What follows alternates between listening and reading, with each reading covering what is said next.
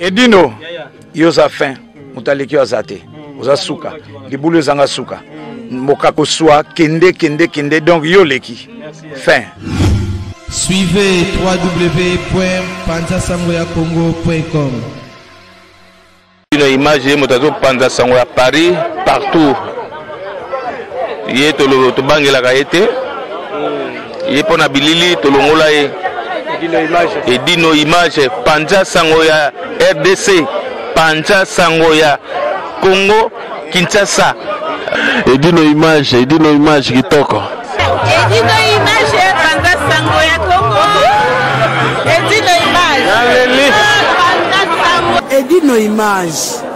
Bonsoir ba image. Au anniversaire fête Edino image. Edino image ata mutu tenga ma kokamwa. Edino image Panzasangoya Congo. Talaka. Ouanga bien. Edino image.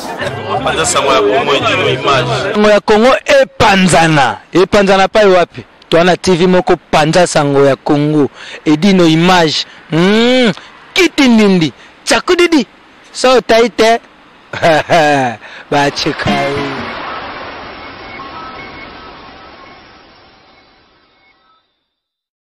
Bonjour à tous, je suis Aimé Bossitampen, propriétaire de Boss Brother TV. En tout cas, bandeko, nous avons un plaisir makasi na sepeli.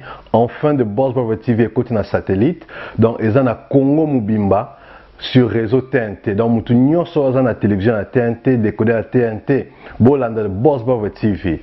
Mais bon dimenanga te, ba Saint Thomas, collègue nanga bodo, yemo a PC la siko.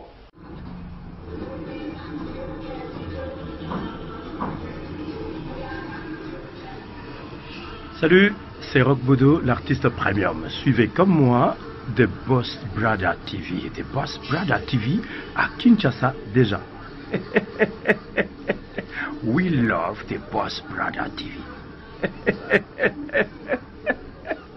The Boss Brother TV. J'espère que Binomo Bomoni, collègue nanga bodo a PC. Alors, Bobo Santé, Boss Brother TV est toujours disponible dans le décodeur CPLA TV, canal 121. Tout ça toujours dans Facebook de Boss Brother, vous s'abonner. Tout ça peine à YouTube live de Boss Brother, mais tout côté sur le satellite Kinshasa, TNT fréquence 658. Donc, Banakin, Banapoto, Boss Brother TV, tout le monde en parle. Merci Balandinio so obo mesana kolanda biso na chaîne na biso ya Panzasangoya Congo. Alors lelo naza na surprise moko ya munene bokomona pembeni nanga nan bomona te mais bokomona yi pasteur na biso pasteur Richard Kola na bomona te mais bokomona yi to la posa to tuni mwa mituna a fonctionner ndenge nini église za wapi ba horaire nyo sa église abanda pe wapi ti lelo comme pasteur. Alors bonjour pasteur. Bonjour papa Panzasangoya Congo. Zambe apambola omengi. Na sepeli na koyano wakati na sika oyo. Pasteur Richard balandi ya Panzasangoya Congo bali bayeba pasteur abanda musala ya nkolo wapi. Papa dino merci na question za kitoko mingi na sepela mituna na yo. Na lingi ba landinyo sa Panzasango bo découvrir pasteur Kola. Ngala bandi musala na njili na kache 4 na 1988. L'église, il y a Archbishop Coutinho Fernando. C'est lui, mon papa, mon père spirituel. Na 88 au bandile on a Ciné Palace. Parce que Coutinho bandi na Ciné Palace. To bandi ko kende gona komba jeune nyoso na reno ba jeune. Mutamemanga i pasteur Eli Bundu koza na Londres, grand frère na ngala linga mingi, je le salue en passant. Et yemta mema biso na Ciné Palace. To kekuna ezaka ba jeune. Renan ba jeune pasteur Coutinho Teya et ça nous a étonné comment c'est un jeune pasteur azote ya bongo. Ngala zalaki na nga servant na idée ya kokoma sango. Donc j'étais là pour devenir sango mais j'étais séduit na message ya pasteur Coutinho et puis na tikala kiwana to zongi na seli la njili et to komi engagé membre ya église armée de victoire ya Archbishop Coutinho Fernando. Pardon pasteur Akacho Maloba.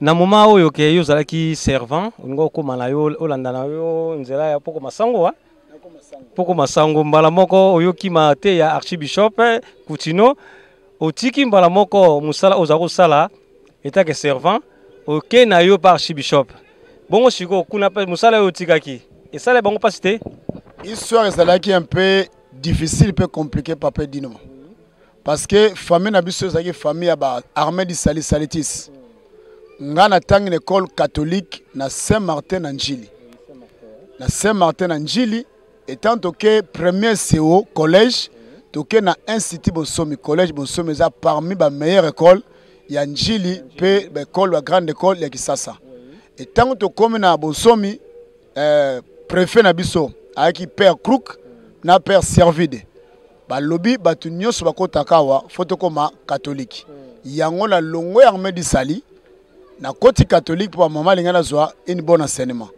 siko tang na yeko annoncer que na longo siko catholique na Saint-Martin na ki servant ba sango ba sepelité ba lobi mais yo to commissaire de na petit séminaire parce que ba commissaire na petit séminaire mais ezalaki na désavolonté à maman parce que maman lobi ba sango ba botarate maman na biso alingaki te na koma sango sinon robota te na robota te abi biso na famille na biso célibat c'est série la zalarate donc faut obota ba grand frère ba lobi non tika ça la volonté ne ba grand frère msusu ba boyi donc ezalaki partager taba yoki ke na zasu sangote tout le monde était content donc na tiki catholique servant na tiki na servant na Saint-Martin soko tuni ba yebi l'air on à l'époque ba benga ngai frère Tintin na longo catholique na komi na ngai na armée de victoire voilà un peu début na ngane bandlaki bongo siko yo moko penza tango yeba ke na nzela ya catholique servant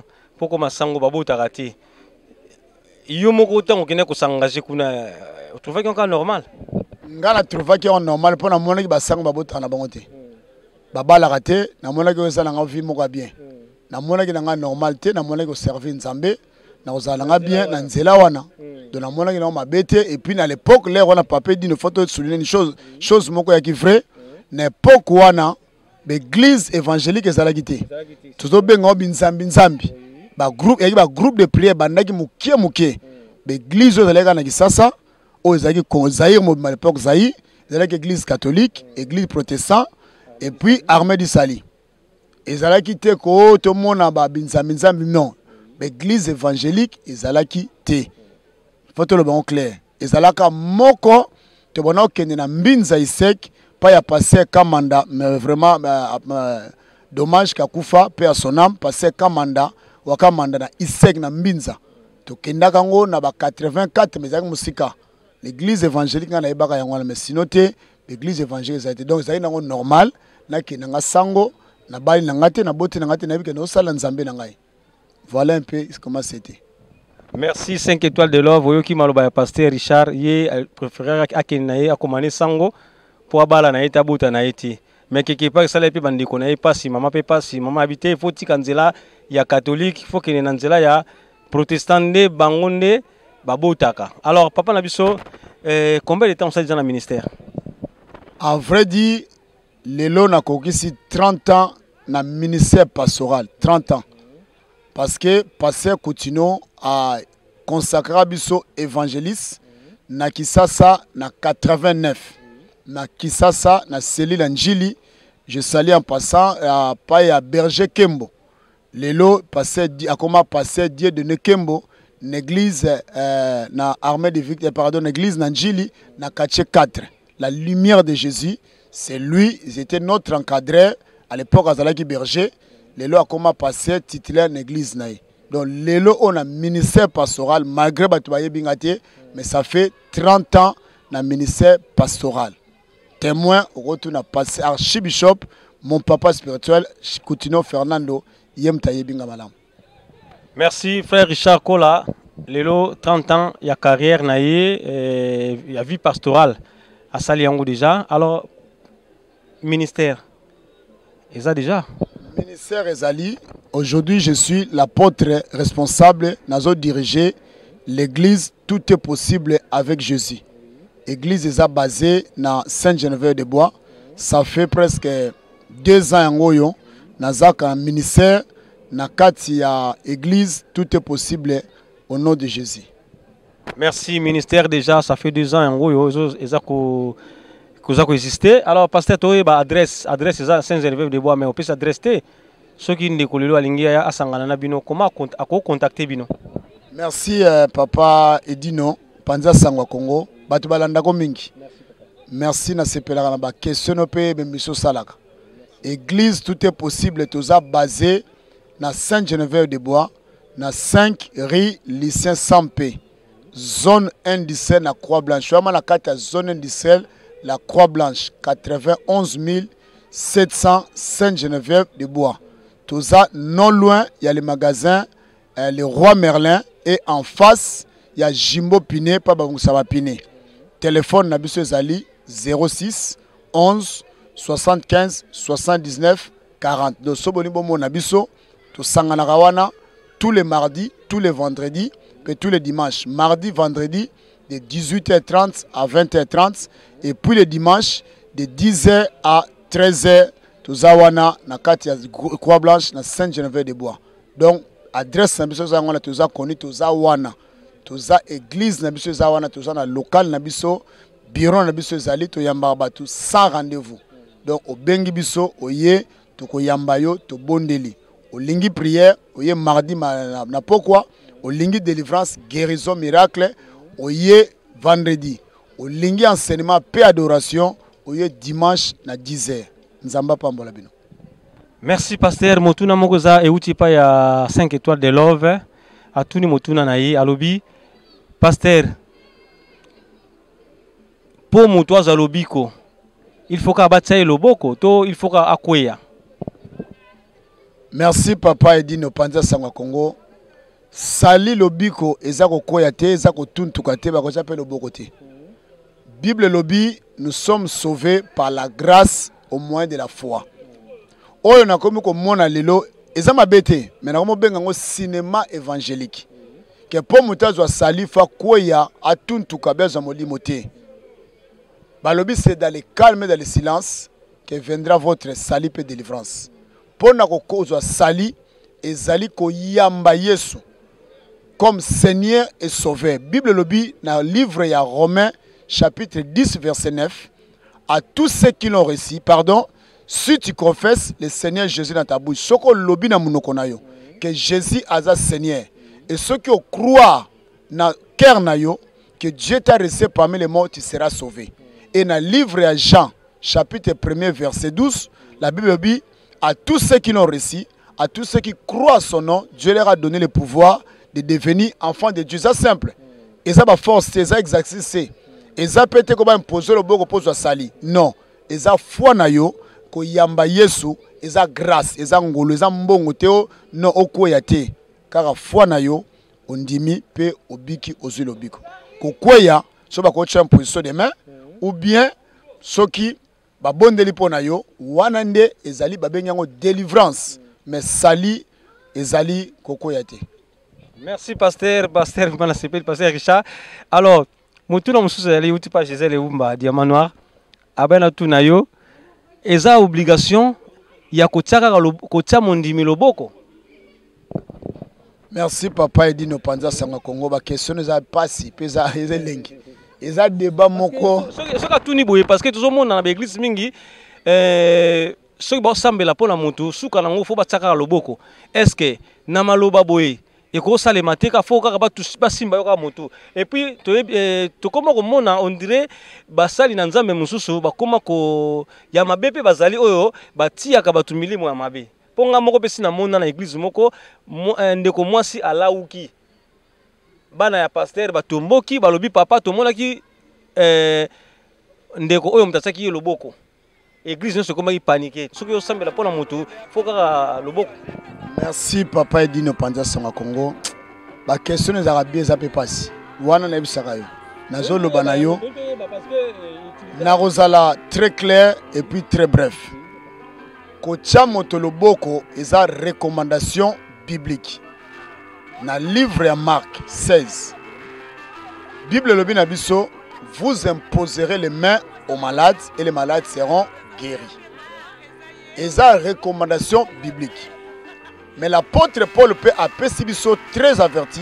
Attention, alobi ne précipitez pas, il y a qu'à imposer ma boko. Parce qu'on donne que ce qu'on a. Bah passer à l'écouter bazali. Bah prophète pour serpent, bah prophète piton serpent bazali. Bah prophète banganga bazali. Il y a bando qui peut me y bazali. On donne que ce qu'on a.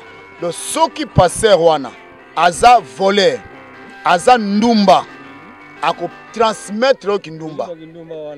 Ako transmettre au milima kindumba wana. Donc yango na pe sabana nzambe garde. Kozala presete mutu nyonso monyo azoko tuntu ko azoko pe ba prophétie ke acha maboko. Po yebiete. Oyebiete wana za na raison.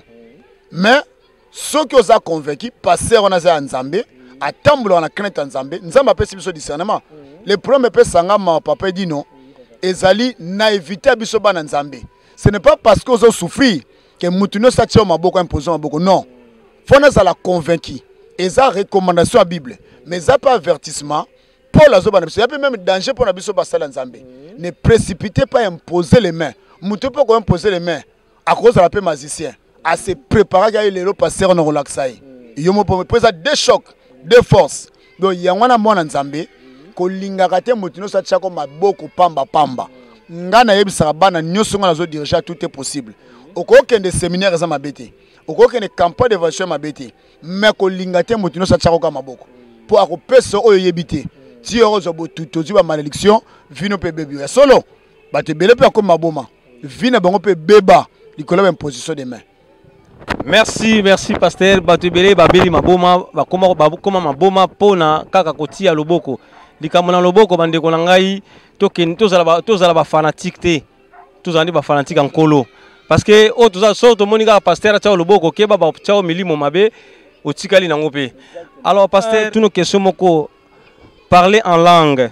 Pour lelo to koma komona na simple mondimi abandi kaka lelo a parso donc langue wala oyo bolobaka wana. Po tozomona biso ngape na koma ko discerner moi moke soki mutu aza ko inventer yango hein. On dirait que mosusu pe ba inventer la bango langue wana.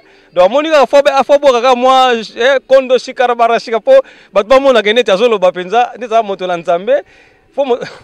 Parce que me ko limbolation on parler en langue wana. Merci papa Edino Panza Sanga Congo. Bana Panza Sanga Congo. Bolandanga malam. Parler en langue, il y a bien ezali, il y a faux ezali. Tous en a vrai, tous en a faux. Il y a vrai outil pas nzambe, il y a mabe outil pas ya le diable. Na on peut sabino exemple moko très simple. Kala na Zaïre.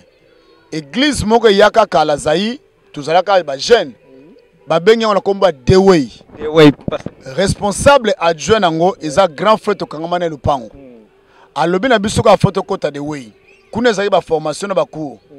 Première séance bolongwe bokena deuxième bokena troisième kuna siko cours approfondi faut loba parler langue. Fondateur de Way en États-Unis. Nyoso kuna ba formation ba enseignement na leka na cassette. Après on loba na bino bandiko loba langue, bandiko loba après yebisi bino répéter rabashika, répéter roba baba. Après ça bien les bino no sale banda loba langue romba shikara baba baba. Oibila kana biso ba jeune. Tu vas dire que biso parler langue. Mais eloko no peut sanga compliqué. Bango batango bazo l'accepter so parler langue. Bazo baena bango ba boki bazo zo banzazi omika bakamba donc désordre. Mais azo ba langue. Si ko temps na commis vraiment ensemble bien, na comment comprendre que parler en langue il y a serpent zali. Parler en langue il y a faux zali. Mais parler en langue eza nzambe do ya nzambe. Vous recevez une puissance. Et les dons, parmi les dons de l'esprit, les dons de parler à langue zali. Mais dons c'est important, ils ont donné au lobby wana, na s'appelle discernement d'esprit. Faut qu'on discerne la langue nous se zagoloba. Démon a prophétisé. Bandoki ba parler en langue. Banganga ba parler en langue. Ba magicien et ce qu'on yebite lelo oyo, muto azotambo la vie à mabe. Azala ba kanda, azala ba jalousie, azala kindumba, azala muyibi. Aïe une église, abani ko parler la langue, papa dit notamment le basque, ça parler langue naine. Azo parler langue nzambete. Ozomona. Donc l'esprit a piton et le baga langue. Mais eza siko biso parce que l'église na biso l'évangélique. Cacophonie excusez-moi et koti mingi. bato bazo parler à langue monsieur a sentiment misusu euti nango ya nzambe te atambolaka mabe ko parler siko nzambe te mais le don de parler à langue ezali ya nzambe oyo langue nzambe apesi biso babi prier à langue so bani ko prier à langue esengeli interprétation à langue ezala so moto apesi message à langue mais faut ko eloko eleki makasi faut ko discerner voilà ndenge na ko répondre.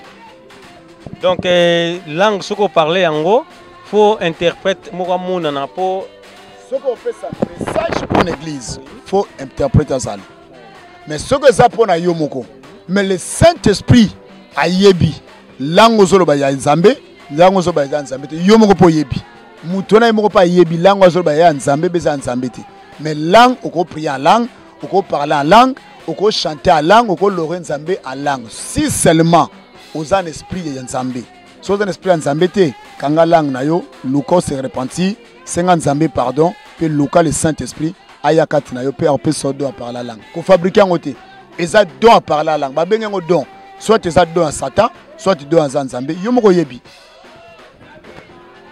basali na nkolo basali na nzambe comme bino ba pasteur na ebité so bolinga pe reproche à mondimi a reprocher yo parce que so mondimi a reprocher peut-être et comme lokola manquement de respect ne touchez pas mes oins. Ne touchez pas mes oins. Pourquoi ne touchez pas mes oins à chaque fois? Et comment l'intimidation pas bandimi? Les gens passer à solo là, net biso passer ngaba biso ba émission mondimi au coup d'un évangéliste et prophète. À ce émission bo ça l'émission mais tant on lo bana ka moi lo ba mo boye. Oh, a comme ko intimider yo, net ka que pasteur ndakutaka na nzambe. Pasteur ndé ko bo mamutu na maloba kaka so ne touchez pas mes yo bangi ba moko ah osengi ba pardon. Est-ce que ne touchez pas mes oins et ça pesa besoin de signification na papa. Merci papa dit no panza sangwa Congo mutune ya rapasi pe ya kitoko. Na repeso réponse moko ko se tenir yo pe ko tonner bandimi nyonso pe balandi nyonso ya panza sangwa. Mwana nzambe nyonso azana Saint-Esprit soka zo banga nzambe azobanga Yesu. Bokokamo Yesu akomisa biso nyonso ba sacrificateur pe ba serviteur na ye. Soki ozana Yesu papa dino oza serviteur nzambe. Alobi nini au dernier jour Dieu répandra son esprit sur toute chair, sur ses fils et ses filles, ses servantes et ses servantes. Donc tango komi mwana na nzambe, o komi serviteur ya Yesu. Au moins les promesses avant. Donc tango komi serviteur à Yesu. Le problème c'est quoi? C'est les ennemis, les sorciers, les magiciens. Bazan interdit ya ko toucher ba serviteur de Dieu nyonso. Ezala yo, ezala nga, ezala bana nzambe partout dans le monde bazolanda biso. Baza ba serviteur nzambe. Nzamba lobini na bango. Yo tuni le passer ma question. Passer azo sala mabe. Le problème c'est quoi? Le problème c'est la façon yo ko yebi sa passer mabe ya sali. Ozomona. Na opese exemple mo na Bible. Na Bible David azalaki roi. Azalaki pe serviteur nzambe.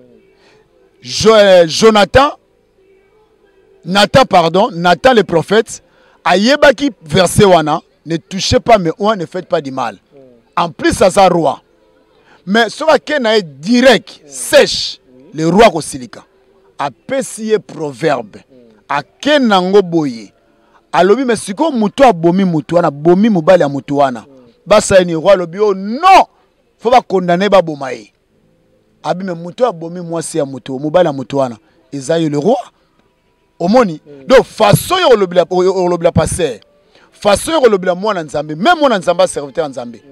Yangona nzamba lobi ba sorcier, ne touchez pas mes oins, ne faites pas du mal à mes oins. Mais ceux qui homme de Dieu, asali ma beza ma bé, albimina moi sa mutu, alalina moi sa mutu, eza ma bé papa di nous condamnable, pas nzambe, pena pénal. Mais aza mosala nzambe, fato lieba ndengni to yebislayi. Ezate ko to condamner to accepter ma bé non. Asali ma bé faut te reprocher. Mais tu ba ndengni to memelayi. Parce que au travers na ye, ba te belé bazo la sauver. Ba te belé bazo landa ye. Ozomona. Mais ezape to ko tika eka abote to condamner mbala mo to ba ne to condamner. Mais ma bé eza ma bé. Ce que tu toucher faut te toucher. Mais tu vois, il tourne les questions. Voilà un peu comment je peux répondre. Merci Balandinio so Bolanda Gibiso, Tokomi na suka ya masolo na biso, vraiment pasteur Richard Kola na sepeli pinda na biyano na yo. Et ça linga plaisir makasi nga na sepela mina yamba basali na nkolo po tokola mwa muke na bonzambe quoi, parce que bonzambe zala mwa muke mais to linga ko yamba mingi basali na nzambe po to meka ko yeba mwa ba vérité. Moi ba vérité obimisi lelo ezana basali na nzambe musu ba ko bimisa yango te. Ba orgueilleux surtout. Ezana ba orgueilleux aussi na ebele basana na kata ministère. Papa Edino merci na kati malobate. Vérité nzambe toko kangango captivité. Basala nzambe na lobaka na bango pe na lobaka. Ngala banga mututé. Mais la banga yeso akolongola nga vie. Mais ce qui vérité zali fatoloba. Fatoloba vérité po bana nzambe vérité kangola biso kangola pe bango. Biso mo fatoloba vérité pour batibale o la vérité. Ba question tourner za question mo réel peu vrai. Ce qui passer à ça escroc, fatigue escroquerie. So passer à ça muyibi, fatigue muyibi. So à ça kindumba, fatigue kindumba. Atambula nenga lingi batino so batambula. Paul a lobby, soyez mes imitateurs comme moi je suis imitateur de Christ. Ceux qui biso to ba imitateur, ba to pe olanda bisote yo landa maloba na zo na loba na yo. Makamna salate non, il marche raté. Merci pasteur vraiment. Zambi. Apesi bande koni so balande biso na masolo na biso alelo bambote mingi parce bozali vraiment pasteur pona okabwana na lingo pesa opesa lisusu ba coordonner ya église horaire ba contact nyonso pour to s'afficher ngo na ces émission na biso ba nyonso balingo kutana pasteur Richard Kola ba komona à travers ba nyonso to komana ba kobenga pe ba kutana nayo pasteur. Merci papa Edino Panza Sangwa Congo na peso merci mingi batu nyonso balandi biso merci koya ya papa Edino zai sengo na luka kaime na mona kete lelo ba yilinga ye ko yila do ezala ki surprise nzamba pambola yo apambola chaîne à télévision kende musika et tambola France mobima pe monde entier bolanda papa Edino bo soutenir ye atazola na ndela nzamela male makokoma akoma po eza musala na ye Foto honorango to sepenango. Donc naza ko inviter peuple nyonso basambela kate. Ngala linga bato basambela na bango te ba païen. O ba kiamana o ba ke banganda do bata chachu ba ngala lukaka. Boya en église. Vaut mieux avoir 10 personnes papa Dino, baza païen. Quand avoir 100 chrétiens dans l'église mususu, ba yo memelo ba problème. Ba ko memelo ba problème. Pour ezanete aquarium na linga aquarium te. Adresse na biso église. Église, tout est possible. Église, tout est possible au nom de Jésus. Tozali na Saint-Geneviève de Bois, 5 rue Lycien Sam P. Zone industrielle, la Croix Blanche. 91 700 Saint-Geneviève de Bois. To priaka tous les mardis, prière intercession de 18h30 à 20h30. Tous les vendredis, prière à délivrance, guérison de 18h30 à 20h30. Et tous les dimanches, de 10h à 13h, quitte à louange, adoration. Numéro dans le téléphone, sans rendez-vous. Dans le bien, sans rendez-vous. Et puis, sans droit, il y a visite. Oh, bapé so fiche, non. Fiche est arrêté, 30 €, 50 €, non. Même que prier dans le même te prier, biso, bamamonezate. Et ça, gratuit. Donc, le numéro dans le téléphone est 06 11 75 79 40. Et nous avons prié tout ça, il y a tous les jours, de 5h à 6h du matin, en direct de Facebook. Page abonnement dans Facebook est on s'abonne à Richard Kola, 5 amis, Richard Kola, na Rosembayo ami. Donc, on a prié tous les jours, Papa Dino, de 5h à 6h, de midi, de 12h à 13h, de 23h à minuit. Chaque lundi et chaque samedi, tout la prière, ça passe ou ça casse. De 2h du matin à 4h du matin. Lundi, notre lobby lundi, de 2h du matin à 4h du matin. Et de samedi, pardon, de 2h à 4h du matin. Ça passe ou ça casse. Et tous les soirs, de 23h à minuit, prière ou opération couvre-feu donc boucler territoire nyonso ndako na yo ya vie na yo po bandoki balinga ya bakuta na moto do to pupula kabango et puis na tongo to ça une opération matinale donc préparer journée na midi to na armée de midi voilà ba programme na biso nyonso donc na sepeli mingi nzamba pambola bino bolandi biso boya to sepela to sambela ça na ba problème nyonso na dépression za malade olala kate na butu o subaka na mbeto o ba mari de nuit ba femme de nuit oliaka na butu ko bangate mon Jésus aza vivant, il sauve, il guérit, il délivre à Pambola yo Nzambe à Pambola Binebele.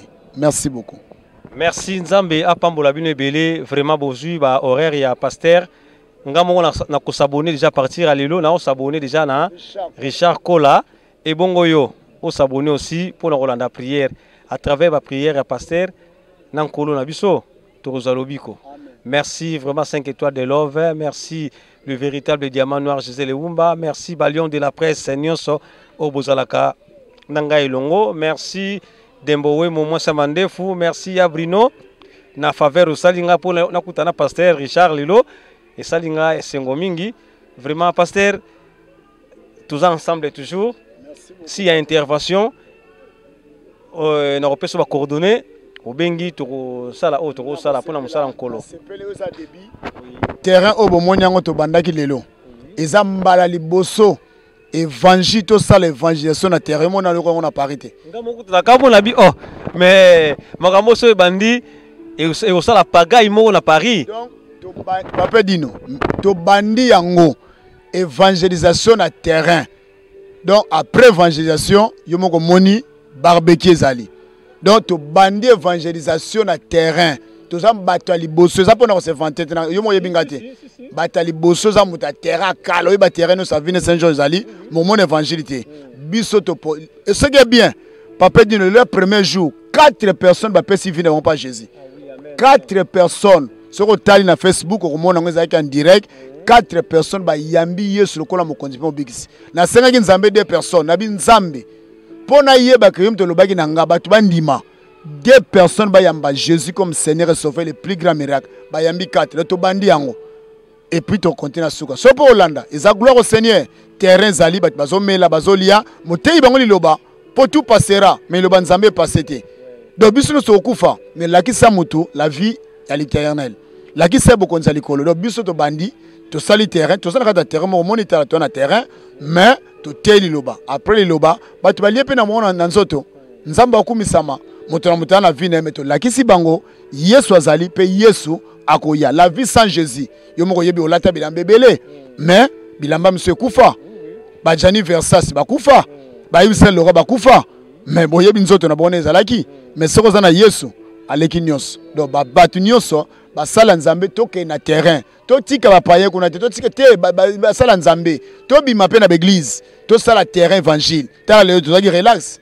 na lati costume te lati cravate lati ma relax ba ta ba na église ba kamba bi oh papola ta pe nga mais to te iloba relax nzambe apambola bino merci nzamba li sauter to ko continuer et na za besoin d'événement et belé en tout cas na za besoin na mingi pour évangile et aussi évangélisation na média pour balanda ko mingi pour à travers yo na meko te belé boya na tout est possible ibango nyusu ba landa yo ba diamant no ba mama nyusu bolanda papa dino boya nazo zela bino merci merci ngai moko naza témoin pasteur Richard Nde abandi masolo ya terrain Bogolanda mais ezalango ebe sabilo mabakute ndenge ya lobi et quand nous sommes dans le terrain, pasteur, à la campagne d'évangélisation.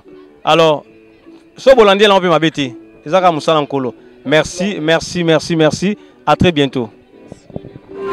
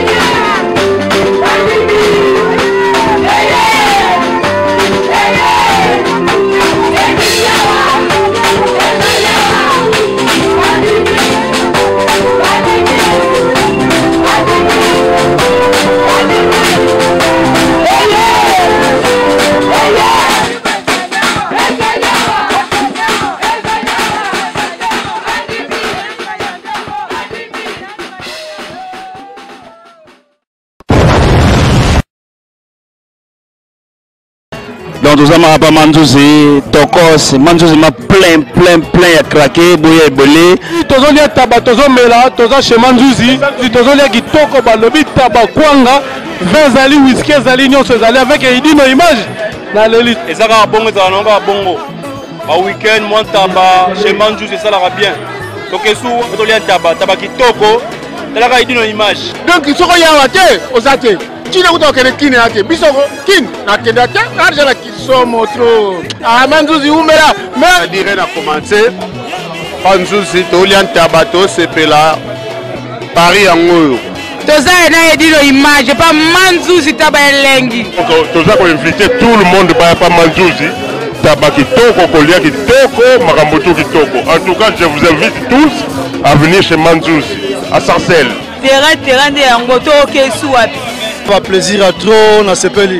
Tant que biso banjilo to koyi. Consultant kitoko. Ngana uti Canada na ye donc na lengo kitoko. On est là toujours, Paris c'est Manzouzi. Moi c'est moi qui dirige Paris pour l'ambiance. Toujours dans la démarche. Paris c'est comme ça donc c'est chaud. C'est pas car tout le monde nous a appelé puis à Paris.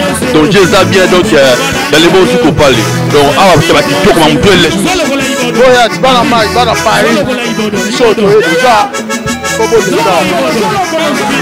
Loko yali ya papa ya mère yende mtakami masolo la kata Paris oyeyo donc